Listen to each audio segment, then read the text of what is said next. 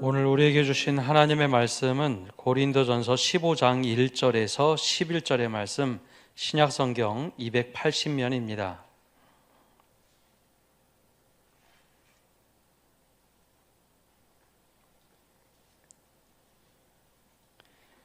이제 하나님의 말씀을 봉독합니다. 형제들아, 내가 너희에게 전한 복음을 너희에게 알게 하노니 이는 너희가 받은 것이요 또 그 가운데 선 것이라. 너희가 만일 내가 전한 그 말을 굳게 지키고 헛되이 믿지 아니하였으면 그로 말미암아 구원을 받으리라.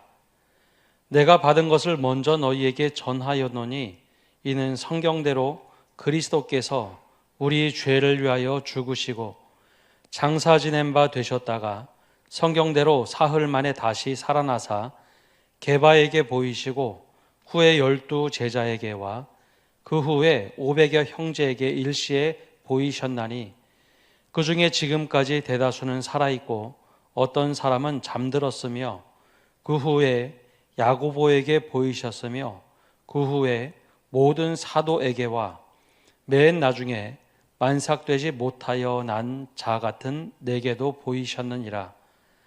나는 사도 중에 가장 작은 자라. 나는 하나님의 교회를 박해하였으므로 사도라 칭함받기를 감당하지 못할 자니라. 그러나 내가 나의 나된 것은 하나님의 은혜로 된 것이니 내게 주신 그의 은혜가 헛되지 아니하여 내가 모든 사도보다 더 많이 수고하였으나 내가 한 것이 아니요 오직 나와 함께 하신 하나님의 은혜로라. 그러므로 나나 그들이나 이같이 전파하매 너희도 이같이 믿었느니라. 아멘. 이번 한 달간은 하나님의 형상으로 회복하자라는 주제로 말씀을 전하고 있습니다. 나에 대해서 가장 잘 아는 사람은 먼저는 나입니다. 그런데 나의 감정을 제대로 아는 것이 참 어렵습니다. 내 생각도 굳은 결심을 해도 작심삼일밖에 되지 못하는 것이 우리입니다. 그래서 나 자신에 대해서 잘 알고 있다 이렇게 평가를 해도 모르는 게 이제 우리 자신이죠. 그럼 가장 가까이에 있는 사람이 나라에 대해서 또 잘 알게 되어 있습니다. 가깝게는 한 집에 사는 가족들이죠. 보통 어머니들이 자녀에 대해서 잘 알고 또 아내가 남편을, 남편이 아내를 잘 알고 있습니다. 근데 우리가 종종 이런 말을 하죠. 나에 대해서 아는 게 하나도 없다.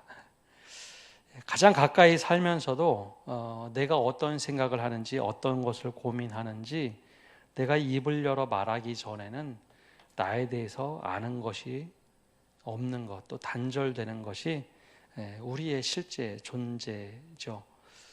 근데 우리에 대해서 너무나 잘 아는 분, 오늘 성경에 말씀하는 하나님이 우리를 너무나 잘 아십니다.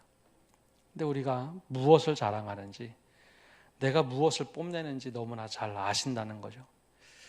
근데 하나님의 형상으로 지음을 받은 우리가 죄가 들어와서 그 형상이 깨지면서 우리는 나 자신에 대한 자부심보다는 무엇인가 가지고 있는 것들을 자랑하며 살게 된 존재가 되었습니다. 즉 선악의 기준이 나에게 있기 때문이죠. 내가 가장 잘 아는 것, 잘 드러내고 싶은 것이 나의 존재라기보다는 내가 걸치고 있는 무엇을 자랑하며 살아갑니다.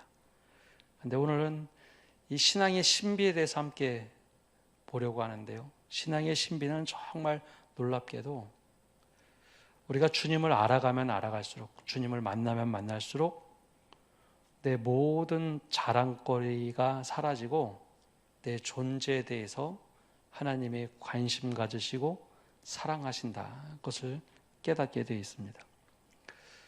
오늘 먼저 사도 바울은 자신의 이야기를 이렇게 고백을 합니다. 8절 말씀에 자기 자신을 이렇게 비유하죠. 맨 나중에 만삭되지 못하여 난 자 같은 내게도 보이셨느니라. 내가 만삭되지 못한 자라고 자기 스스로를 이야기합니다. 여기에 이제 신앙의 신비가 있는데요. 주님께서 우리를 찾아와 만나시는 순간 내가 오랫동안 자랑거리로 여겼던 모든 것들이 십자가 앞에서 참 무의미해지는 것으로 바뀌게 됩니다. 나는 이런 것을 가지고 자랑하고 이런 것이 정말 대단하고 생각했던 모든 것이 십자가 앞에서는 다 무력해지고 내가 참 볼품없는 존재였구나라는 것을 깨닫게 됩니다. 그런데 아무것도 가지고 있지 않는 나를 하나님이 정말 존귀하게 여기신다라는 것을 깨닫기 시작하면서 믿음이 생기기 시작합니다. 그때 우리는 깨닫게 되죠. 사람을 판단하는 것은, 또 가치를 매기는 것은 사람이 하는 것이 아니라 하나님이 하신다라는 겁니다. 사도 바울, 원래 사울이었던 사람은 자랑할 게 굉장히 많았던 사람입니다. 먼저는 내세울 것 중에 그의 국적이 자랑거리였습니다. 나는 로마 시민이다. 전 세계 어디 가도 안전하게 보호를 받고 대우를 받을 수 있는 로마 시민권, 그게 자랑이었죠.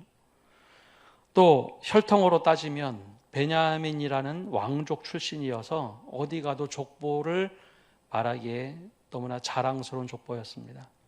나는 유다 지파다, 베냐민 지파다, 왕의 후예들이다 라는 것을 자랑스럽게 여겼습니다.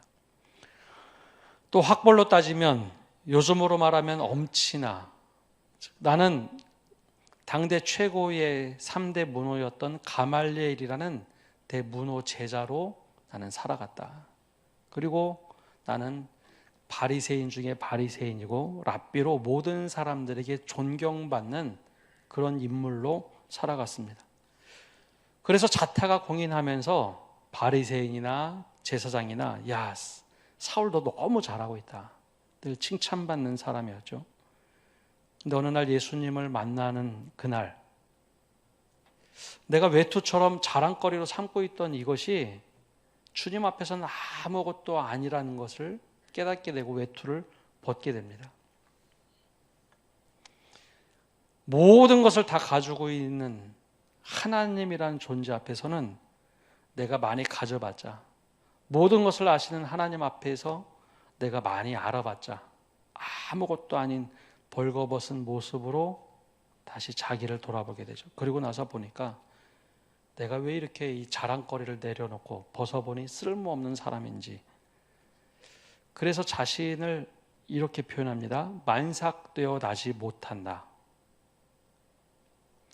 어머니 뱃속에서 10개월을 있어야 태어나야 하는데 그거 채우지 못한 채 태어난다라고 얘기하죠. 아주 쉽게 말하면 사람의 모습을 갖추지 못한 나였다라는 겁니다. 요즘에는 의학이 발달해서 어머니 뱃속에 10개월 다 채우지 않고 7개월, 8개월에 나와도 인큐베이터가 많이 발달해서 사람답게 살아갈 수 있습니다. 때로는 더 건강하게 살아가죠. 그런데 2000년 전에는 다른 이야기입니다. 오래전 어른들이 이런 얘기를 많이 하셨습니다. 아기가 조산으로 태어나면 집에서 이 아기들을 어떻게 할 수가 없어서 집안의 아랫목에 욕 깔아놓고 누워놓은 것도 아니고 저 윗목에 욕 깔아놓고 아기를 놓았다라는 이야기를 참 많이 하셨습니다. 그래서 아기가 분명히 태어났는데도 불구하고 사람이 아닌 것처럼 저기 놨다가 죽으면 어쩔 수 없고 호흡도 잘 못하는 아기들, 그래서 뒀다가 호흡을 하면 데려다 키우고 젖을 주고, 그러지 않을 때는 아예 호적에도 올리지 않고 그냥 죽어서 묻는 경우가 많았죠. 그래서 어른들이 이런 얘기를 많이 했습니다. 그래서 어른들을 보면 호적 생일과 실제 나이가 다른 경우가 많죠. 근데 대부분 엄마들은 좀 달랐던 것 같습니다.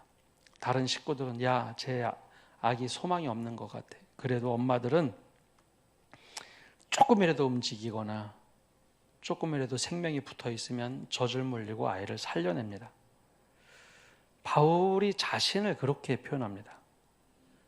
조산되어서 만삭되지 못한다. 내가 지금 돌아보니까 그건 사람이 아니었다라는 거죠. 자랑거리가 그렇게 많았는데 시민권을 자랑하고 혈통을 자랑하고 학벌을 자랑하고 모든 것 다 자랑할 줄 알고 막 드러내던 존재였는데 예수님을 만나보니까 야, 내가 인간 같지도 않은 존재였구나라는 겁니다. 여기에 신앙의 신비가 있는데요. 우리가 주님을 만나면 내가 지금까지 자랑했던 모든 것들이 무의미해집니다. 그리고 벌거벗긴 인간 그 모습 그대로 주님을 만납니다. 그럼 자랑할 것이 아무것도 없을 때는 자기 스스로 초라한 벌거벗겨진 사람으로 생각하죠. 이게 나를 직면하게 됩니다. 바울은 자기를 만삭되지 못한 나. 거기에 더 나가서 나는 그럼 도대체 어떤 인생을 살아왔는가? 9절에 이렇게 말을 합니다. 나는 사도 중에 가장 작은 자라. 나는 하나님의 교회를 박해하였으므로 사도라 칭함받기를 감당하지 못할 자니라. 바로 이 말씀 때문에 그렇습니다. 야, 누가 예전에 나를 좋아했을까? 철저하게 율법을 지키고 다 사람들에게 칭찬은 받았지만 자세히 돌아보니까 내가 얼마나 악한 존재로 살았는지, 그래서 사람답지 않았던 표현을 자기 말로 할 수 있는 최고의 표현은 만삭되지 못한, 아니 사람의 모습을 갖추지 못한 자신이었다라고 얘기합니다. 이게 신앙의 신비입니다. 예수님을 만나면 내가 자랑했던 모든 것들은 무의미해지고 내가 직접 주님을 만나야 되는데 왜 그렇게 초라해 보이는지, 나도 나를 스스로 야, 내가 참 이런 존재구나 라고 하며 비참함을 느끼는데 주님은 그렇지 않더라는 거죠. 내가 자랑거리가 있어서 야, 난 이런 사람입니다 할 때는 주님이 보이지 않고 만나지를 못했는데 오히려 주님을 만나고 보니까 자랑거리는 다 사라지고 비참해졌는데 주님이 나를 존귀하게 여기더라라는 겁니다. 그게 신앙의 신비입니다. 아무것도 아닌 나를 하나님께서는 마치 만삭되지 못한 나를 엄마가 끌어안고 젖을 먹이고 어떻게 해서든지 살리려고 하는 그 존귀함이 바로 내게 있었고 하나님의 시선에 있다라는 겁니다. 바울이 이것을 깨닫습니다. 이게 바로 신앙의 신비입니다. 우리가 주님을 더 가깝게, 아니 더 친밀하게 믿으면 믿을수록 우리의 자랑거리가, 내가 생각하는 자랑거리가 얼마나 초라한 건지, 내 존재가 얼마나 주님 앞에서 비참한 존재인지 깨닫게 되어 있습니다. 그런데 그런 나를 너무나 사랑하고 계시다는 것, 존귀하게 여기고 계시다는 것, 그게 바로 신앙이고 구원에 이르는 길입니다. 오늘 말씀에서 다른 것은 다 잊으셔도 되는데 내가 자랑할 것이 있어서 나를 존귀하게 생각하는 것이 아니라 아무것도 없는, 아니 내 몸 하나만 있을 때도 하나님이 나를 정말 존귀하게 여기셨구나, 그 하나만 꼭 기억하고 가셔도 우리의 믿음이 흔들리지 않을 겁니다. 바로 이 주님의 사랑과 은혜를 늘 기억하며 살아가시는 성도 여러분 되시기를 바랍니다. 그런데 더 놀라운 것은 하나님의 형상이 다 깨어진 우리를 보시면서 하나님께서는 공평의 기회를 계속해서 주시더라라는 겁니다. 수없이 많은 기회를 주시는데 공평하신 하나님의 모습으로 다가오시다라는 겁니다. 두 번째 우리가 기억해야 될 것은 하나님께서는 공평한 기회를 우리에게 주시는 분입니다. 1990년대에 가장 많이 즐겨 부르던 찬양 중에 하나가 나 가진 재물 없으나라는 송명희 시인의 시로 만든 나라는 찬양이었습니다. 당시 송명희 시인은 뇌성마비를 가지고 있던 자매로 정말 어렵게 살아갔죠. 신앙을 가질 수가 없어서 극동방송을 틀고 듣다가 거기에 복음을 접하게 됩니다. 그리고 나서 자신이 쓴 시에다가 당시 주찬양이라는 찬양팀이 곡을 붙여서 만든 노래가 나라는 찬양이었죠. 지금은 시대가 그 당시보다는 훨씬 더 여유가 있어서 그런지 이 찬양을 많이 부르진 않습니다. 근데 그래도 90년대에 이 찬양을 참 많이 불렀던 것 같습니다. 이 시의 가사가 이렇습니다.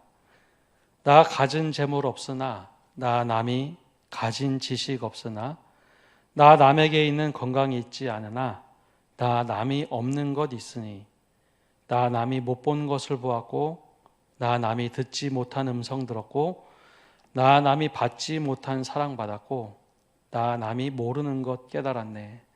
후렴구가 계속해서 반복되죠. 공평하신 하나님이 나 남이 가진 것 나 없지만 공평하신 하나님이 나 남이 없는 것 갖게 하셨네. 우리가 찬양할 때 공평하신 하나님, 공평하신 하나님 계속해서 우리가 노래를 불렀습니다. 이 시인에게 공평이 도대체 어떤 것이었을까요? 송명희 시인은 말합니다. 남이 없는 것을 하나님께서는 내 삶에 채워주셔서 내가 가질 수 있는 것들을 갖게 하셨다. 그래서 공평하신 하나님. 하나님이 우리에게 각자에게 다가오실 때는 평등하신 하나님이 아니라 공평하신 하나님으로 우리에게 기회를 주시고 다가오신다는 겁니다. 근데 우리가 세속적인 사고가 너무 많아서 우리는 평등을 더 좋아합니다. 물론 평등이 이루어져도 굉장히 성숙한 사회입니다.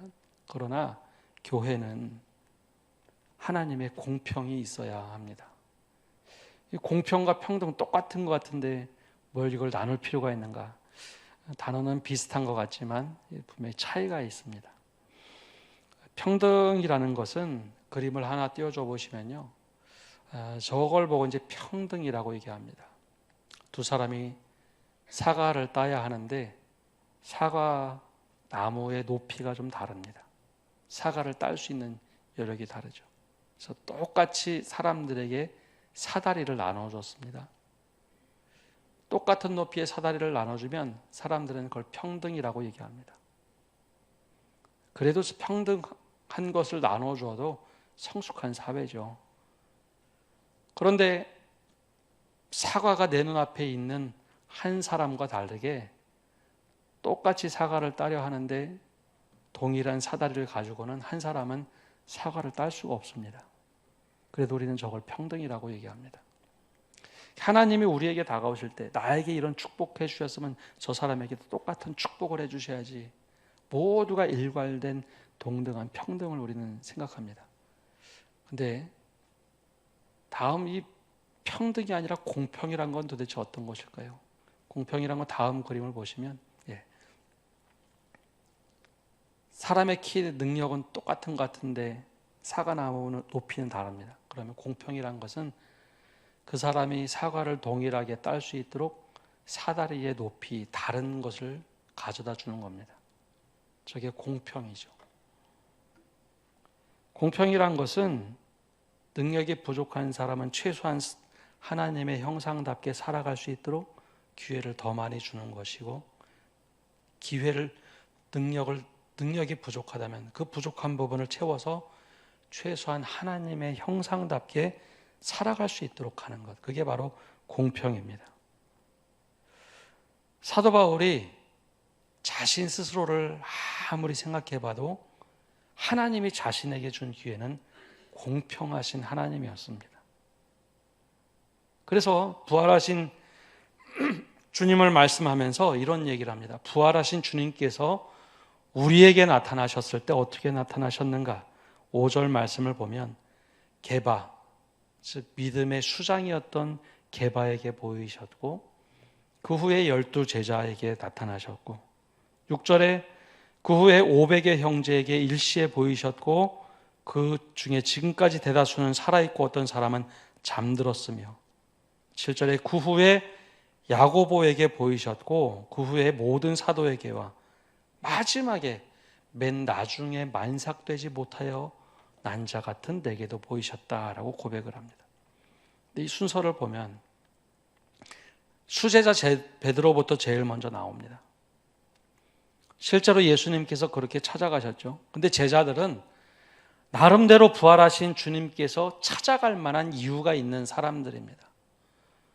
제자들은 너희들 나를 따르라 라고 말씀하실 때 자기의 생계 수단을 다 버리고 주님을 따라 나섰습니다. 3년 동안 동고동락하고 주님을 따르겠다고 나섰던 제자들.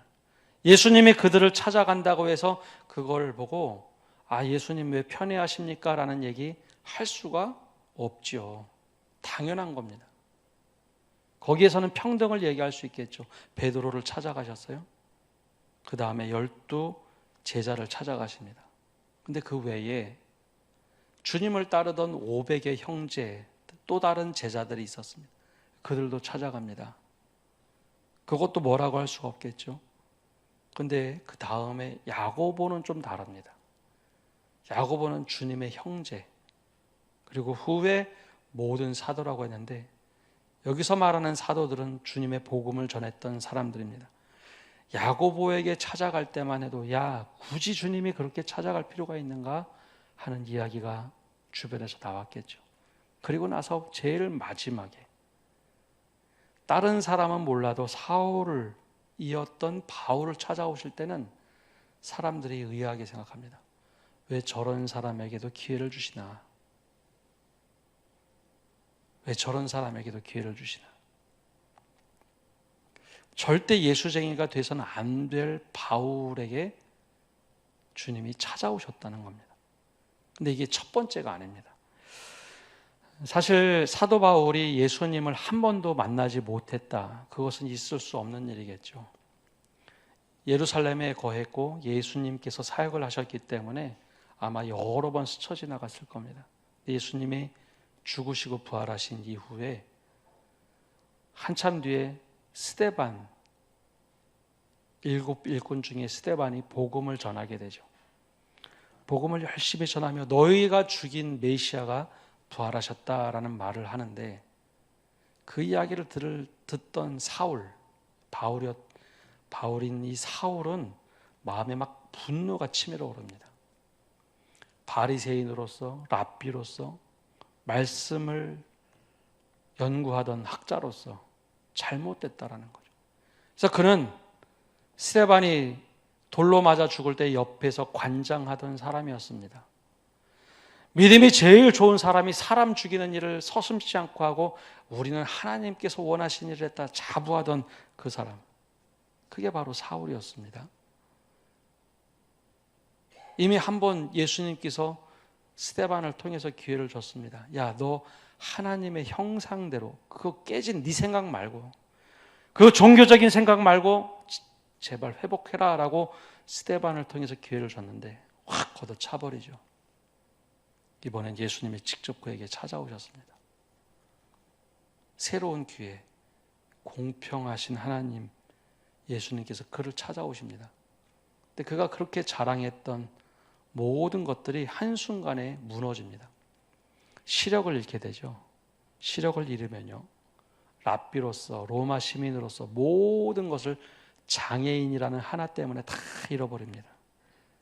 그러면서 그가 이제 나는 완전히 버림받은 존재구나 라고 생각할 때 주님께서는 그에게 사람답게 살 수 있는 기회를 주십니다. 하나님의 형상.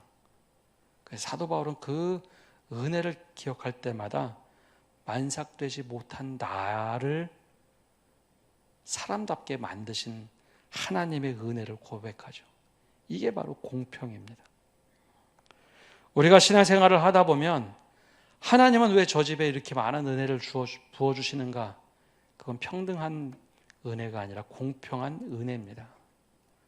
그 집에 그렇게 은혜가 필요해서 하나님이 쏟아 부어주실 때가 있어요. 아니 제발 좀 하나님의 사람으로 살아갈 수 있도록 하나님이 더 은혜를 많이 부어주시는 집이 있습니다. 반대로 생각하면 그런 은혜를 부어주지 않으면 사람답게 살 수 없기 때문에 은혜를 부어주실 때가 있습니다. 나에게는 왜 이렇게 조금밖에 없는 은혜를 부어주십니까?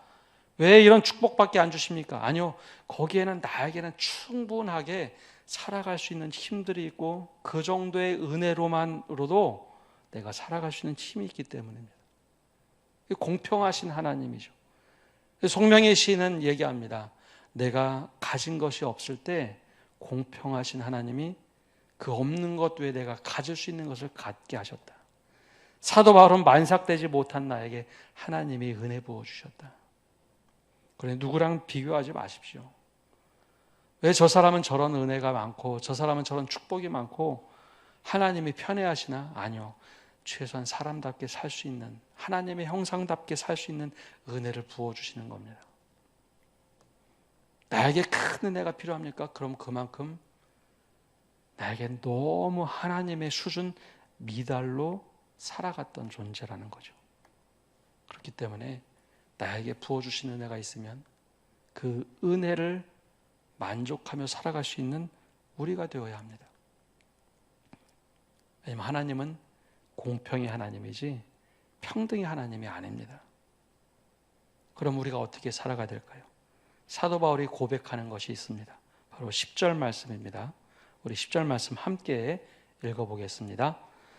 그러나 내가 나 된 것은 하나님의 은혜로 된 것이니 내게 주신 그의 은혜가 헛되지 아니하여 내가 모든 사도보다 더 많이 수고하였으나 내가 한 것이 아니요 오직 나와 함께 하신 하나님의 은혜로라. 아멘. 사도 바울이 이런 얘기를 합니다. 내가 만삭되지 못해서 죽어야 되는, 아니 사람답지 못하게 태어났는데 하나님이 그런 나를 지금 나되게 하신 것, 모든 것이 하나님의 은혜라는 겁니다. 그래서 내가 모든 사도보다도 더 열심히 수고하고 노력하지만 이 또한 하나님이 내게 은혜 주셔서 나와 함께 하셔서 내가 이렇게 할 수 있다라고 얘기합니다. 내가 열심히 일했는데 왜 알아주지 않습니까? 가 아니라 하나님, 내가 지금 이렇게 은혜를 받고 하나님의 형상이 좀 회복돼서 살아갈 수 있는 것 자체가 주님의 은혜라는 거죠. 그래서 주님의 은혜를 헛되이 하지 않기 위해서 내가 이렇게 열심히 살아갑니다라는 고백을 하고 있습니다. 그렇다면 우리는 어떠할까요?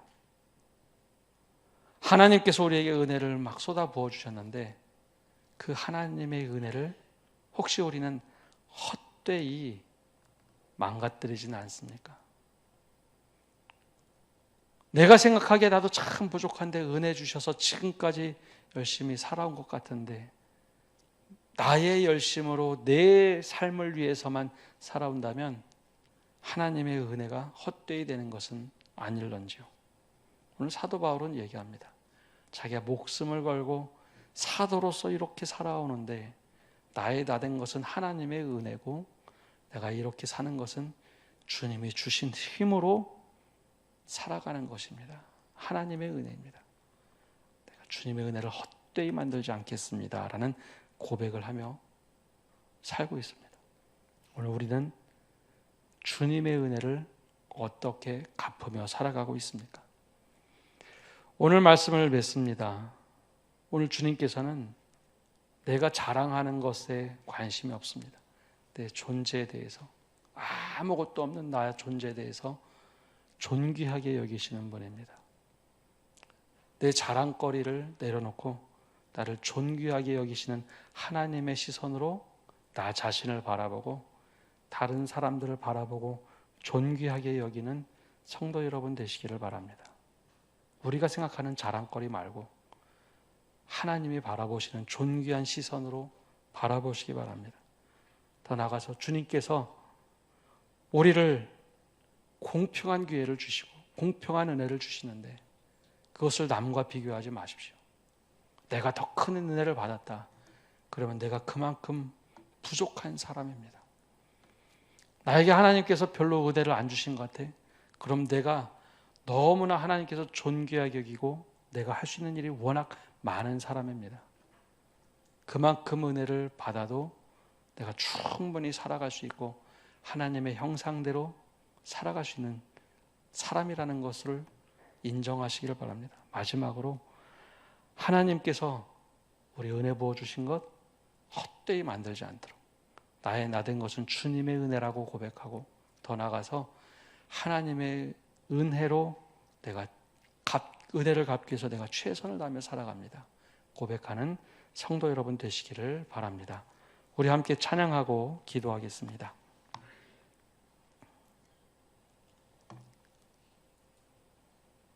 키보드 소리 좀.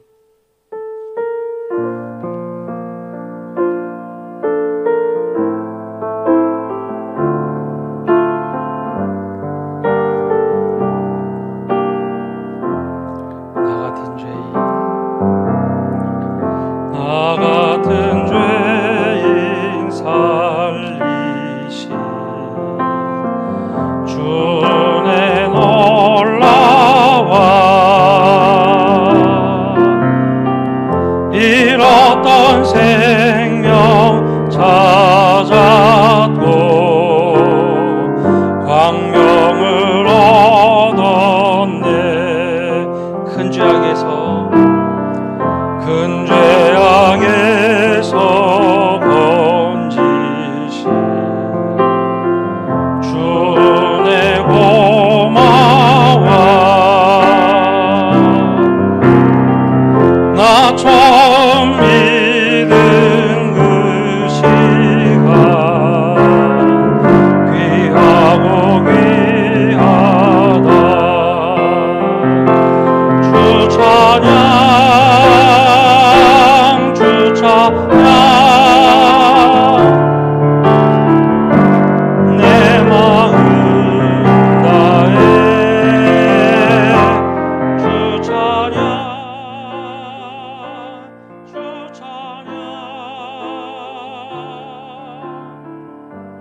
내 생명 다해. 이제껏 내가 산 것도 이제껏 내가 산 것도 주님의 은혜라. 또 나를 장차 본향에 인도해 주시리. 거기서 우리 영혼이 거기서 우리 영원히 주님의 은혜로 해처럼 맑게 살면서 주 찬양하리라. 주 찬양 주 찬양 내 마음 다해 주 찬양 주 찬양 내 생명 다해. 이 시간 합심해서 세 가지 기도 제목을 가지고 기도하겠습니다. 먼저는 주님, 제가 자랑하는 것 하나님 앞에 얼마나 아무것도 아닌지 깨닫게 해주시고, 아무것도 없어도 하나님의 형상이 망가져 있던 사울, 완삭되지 못한 사람 같지 않았던 그를 살리신 것처럼 우리를 존귀하게 바라보시는 하나님의 시선을 날마다 느끼게 해달라고 기도합시다. 부끄러운 모습, 하나님 앞에 넘어져 있는 모습, 그럼에도 존귀하게 여겨주셔서 감사합니다. 감사의 고백을 드립시다. 두 번째 기도 제목은 주님, 그런 우리에게 공평한 기회를 주셔서 감사합니다. 하나님의 형상으로 회복되도록 사울에게 기회를 주셨던 것처럼 나에게도 기회를 주실 때 주님, 우리가 비교하지 않게 하시고 나에게 주신 은혜가 얼마나 큰지, 나에게 주신 그 은혜로 살아가게 달라고 기도합시다. 마지막으로 나에게 부어주신 은혜가 헛되지 않도록, 하나님, 내가 주님의 은혜가 헛되지 않도록 주님께서 생명 주신 것, 주님께서 나에게 직분을 주시고 여러 가지 은혜를 주시고 최선을 다해 섬기며 살겠습니다. 이 세 가지 기도 제목을 가지고 합심해서 기도하며 나가겠습니다. 기도하겠습니다. 하나님 아버지, 이 시간 주님의 은혜를 받으며 내가 자랑하며 나가는 것이 얼마나 주님 앞에 헛된 것인지, 그것이 자랑거리가 아니라 주님이 나를 존귀하게 여기시고 귀하게 여기시고 그 하나로 하나님 아버지 다시 한번 힘을 얻게 하여 주시옵소서. 하나님께서 죽어가는 저희를 살리실 때 정말 만삭되지 못한 그 사람답지 않은 것을 품어주시고 생명을 불어넣으신 그 은혜에 하나님 아버지 늘 감사하며 존귀하게 여기셨던 그 은혜를 기억하며 살아가게 하여 주시옵소서. 내가 나를 판단하는 것이 아니라 하나님의 시선으로 바라보게 하시고 하나님의 시선으로 다른 사람을 판단하게 하시고 하나님의 시선으로 붙잡아서 살아가게 하여 주시옵소서. 하나님 공평한 기회를 우리에게 주실 때 하나님 우리도 공평하게 하나님의 은혜로 살아갈 수 있도록 힘을 주시옵소서. 다른 사람과 비교하지 않게 하시고 다른 사람에게 은혜 부어주신 것을 하나님 아버지 부러워하지 않게 하시고 나에게 은혜 주시고 그것을 기뻐하며 살아가게 하여 주시옵소서. 하나님 아버지, 내가 정말 주님께 편하게 살아가게 하시고 주님의 은혜가 헛되이 되지 않도록 최선을 다하며 하나님 정말 살아갈 수 있게 주시옵소서. 내가 생각하는 자랑보다도 나를 더 존귀하게 여기시는 주님 앞에 내 자랑거리가 아무것도 아니고 내가 늘 비교하며 살아가는 그 모습이 얼마나 어리석은 모습인지 깨닫게 하여 주옵소서. 주님을 더 깊이 만날수록 우리의 부족한 부분을 깨닫게 하시고 주님이 그럼에도 불구하고 나를 얼마나 존귀하게 여기시는지 우리가 날마다 주님을 만나며 깨닫게 하여 주시옵소서. 주님이 그럼에도 불구하고 우리에게 공평한 기회를 주시는데 우리가 늘 비교하며 살아갑니다. 왜 저 사람에게는 더 큰 은혜가 있는가? 나에게 주신 은혜를 늘 묵상하며 주님, 나에게 이런 은혜 주시고 기회 주셔서 감사합니다 고백하며 살아가게 하여 주시고, 더 나아가서 나에게 은혜 주셨기에 그 은혜가 헛되이 되지 않도록 내게 무엇을 맡겨주시든지 최선을 다해 그 사명 감당하며 살아갈 수 있는 저희 한 사람 한 사람 되도록 은혜 내려 주시옵소서. 그것이 나의 자랑이요 나의 기쁨이 되도록 축복하여 주옵소서. 예수님의 이름으로 기도합니다. 아멘.